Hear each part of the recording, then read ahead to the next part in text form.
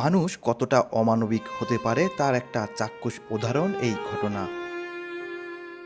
দীর্ঘ ৯ মাস ধরে নিজ বসতবাড়িতে অবরুদ্ধ বিধবা নারী শামসুন নাহার ও তার ছেলে করছেন মানবেতর জীবনযাপন। মই ও গাছ বেয়ে দেয়াল টপকে ঝুঁকি নিয়ে নিজ বাড়িতে যাতায়াত করতে হচ্ছে তাদের। মা ছেলের অভিযোগ, বসতভিটা ছেড়ে চলে যাওয়ার জন্য তাদের ওপর এই নির্যাতন করছে স্থানীয় প্রভাবশালীরা। ঘটনাটি গাজীপুরের শ্রীপুর পৌরসভার কেওয়া পূর্বখণ্ড সচিবগেট এলাকায়। ২০০৫ সালে ৩.৫% জমি কিনেন বিধবা শামসুন নাহারের প্রয়াত স্বামী আমিরুল ইসলাম। সেই জমির দাম আজ কোটি টাকা। তাই প্রভাবশালীদের লোভ সেই জমির প্রতি, এমনটাই দাবি ভুক্তভোগী মা ছেলের। বসতবাড়ির চারপাশে ঘন কাঠ ও বাঁশের বেড়া দিয়ে বন্ধ করে দিয়েছে চলাচলের রাস্তা। ১ ইঞ্চিও জায়গা নেই বাড়ি থেকে বের হওয়ার বা প্রবেশের। তাই মই বেয়ে দেয়াল টপকে ঝুঁকি নিয়ে যাতায়াত করছে পরিবারটি। ভুক্তভোগী শামসুন নাহার বলেন, দীর্ঘ ৯ মাস আমি নিজ বাড়িতে অবরুদ্ধ হয়ে আছি। মই বেয়ে, গাছ বেয়ে ও দেয়াল টপকে ঝুঁকি নিয়ে যাতায়াত করছি। বসতবাড়ির চারপাশে কাঠ, বাঁশ ও কাঁটাতারের বেড়া দেওয়া হয়েছে। সরকার পদত্যাগ করলো ৫ তারিখে, আগস্টের ৫ তারিখে। ৬ তারিখে দেশে গন্ডগোল, ৭ তারিখে এই বেড়াটা দেয়। এই বেড়াটা দিয়া আমারে আটকে দেয়। আটকে দিয়া এর আগে আবার একটা কাজ করছে, বেড়া দেওয়ার আগে আমার একটা মিথ্যা মামলা দায়ের করছে। হে মিথ্যা মামলারও আমার হাজিরা ভুক্তভোগী আমি বইয়া যাইতেছি একটা মিথ্যা মামলা আমাকে মা ছেলে ৩ জন নিয়ে। এটারও আমি যাইতেছি, এটা বাইয়া যাইতেছি, মাসে মাসে হাজিরা দিয়ে যাইতেছি হরানি। এখন এই বেড়াটা দিছে আজ ৯ মাস যাব জেল কাটতেছি আজ ৯ মাস ধরে। তারপরে আমার থেকে ক্ষেতটা বেচার পরে এক প্রতাপশালী লোকের কাছে এই ক্ষেতটা বেচছে। এই যে খেতে দাঁড়ায় রয়েছেন, এই ক্ষেতটা বেচছে এই প্রতাপশালী লোক করে বলে। আমি ১৯৯৪ সালে চৌধপুর করে ম্যাজিস্ট্রেট ছিলাম। ক্ষণে বলে পুলিশের লগে, পুলিশ 999 পুলিশ আনলে পুলিশের সাথে বলে যে আমি সচিব, পুলিশে বয়ের জায়গা, পুলিশেও আমার কোনো সমাধান দেয় না। টিউনুর সাথে একই কথা, লাশ মরতে আমার নির্যাতনটা।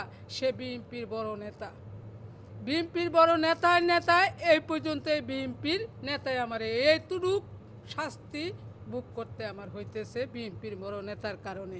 শামসুন নাহারের ছেলে সাইফুল ইসলাম দীপু বলেন, দীর্ঘ ৯ মাস ধরে আমাদের মা ছেলের ওপর নির্মম নির্যাতন, অত্যাচার চলছে। কয়েকবার মাকে মারা হয়েছে, কিন্তু মা বাবার কষ্টের টাকায় কেনা বসত ভিটে ছেড়ে যাবেন না তিনি। ৩.৫% জমি কেনার পর থেকে বাড়ি নির্মাণ করছি, এবং আমার কাছে ৩.৫% জমি বেচার পরে আমার বাড়ির ৩ পাশে আর কি বাকি জায়গাটা আরেকটা প্রতাপশালী লোকের কাছে সে বেচে দিছে। সে একবার নাম বলে সে আপনার লগা সচিব, একবার নাম বলে ব্যারিস্টার, একবার বলে সে কাজী জজ ছিল, আরেকবার বলে সে বিএনপির বড় নেতা, নাম পোটায় বিএনপির নাম দিয়া। এরকমভাবে আমার অত্যাচার করতেছে। আমার আব্বু বিগত ২০ সালে মারা যায়। আব্বু বাচ্চা থাকাকালীনও তারা অত্যাচার করছে, এটা মিটমাট করে লাগতো। আব্বু বের হতে পারতেন কিনা তখন বেরোতে পারতাম, এরকমভাবে আগেও বেড়া দিত। তখন আব্বু মিটমাট করতো, তাদের সাথে মিট হয়ে যেত। আব্বু মারা যাওয়ার পর থেকে তারা আমাদের উপর নির্মম অত্যাচার শুরু। তো বিগত সরকার পদত্যাগের পরে ৫ তারিখ পদত্যাগ হলো, ৭ তারিখে আমার আম্মুরে বাড়িতে মারধর করছে। ঠিক আছে, আমার আম্মুরে মারধর করছে। আমি আর আমার বড় ভাই ছিলাম অফিসে। আমার আম্মু ফোন দিছে 4:30টার দিকে যে এইসব কাহিনী হচ্ছে, তুই আস। পরে আমি চালু আইসা দেখি যে আমার আম্মুরে মারছে, মাইরা সামনের দাঁত ভেঙে দিছে। পরে ইমিডিয়েট আমরা এই অবস্থায় আমরা শ্রীপুর থানায় যাই। শ্রীপুর থানায় যাই অভিযোগ দায়ের করি, এবং শ্রীপুর থানা থেকে লোকজন আসার পরে ওনার যেই প্রভাবশালী লোক, ওনার সাথে ফোন আলাপ করে পুলিশ চলে যায়। পুলিশ কোনো আর এটা মিটটা না, আর কোনো আমাদের বিচার টিচার কিছুই হয় না। তো সেই ক্ষেত্রে এত কিছু দেখার পর আমরা একটা মামলা করছি যে আমাদের চারদিকটা টিন দিয়ে বেড়া দিয়ে দিছে, আমাদের চলাচলের জন্য আমাদের চাইলের বস্তা কিছুই আনতে দেন আমাদের বাড়িতে। তো টিন দিয়ে বেড়া দিয়েছে, সেক্ষেত্রে আমরা একটা মামলা করছিলাম লিগেলিস্ট। ওই জায়গায় মামলা সরাসরি নেয় নাই। তো ওই মামলা যাওয়ার পরে ওই ম্যাজিস্ট্রেট ওনাদেরকে ডাকছে মামলা নেওয়ার আগে। ডাকার পরে ম্যাজিস্ট্রেট চাচ্ছিল এটা এই জায়গায় সমাধান করে দিই, কিন্তু ওনারা সমাধানে যায় না। সে ওই জায়গায় বইলে আছে যে আমার সমাধান দিতে পারবে না। সে আমার কাছে জায়গায় বেচার পর অন্য জায়গায় বাকি জায়গা বেচে লাইছে, সে এখন আর আমাদের সমাধান দিতে পারবে না।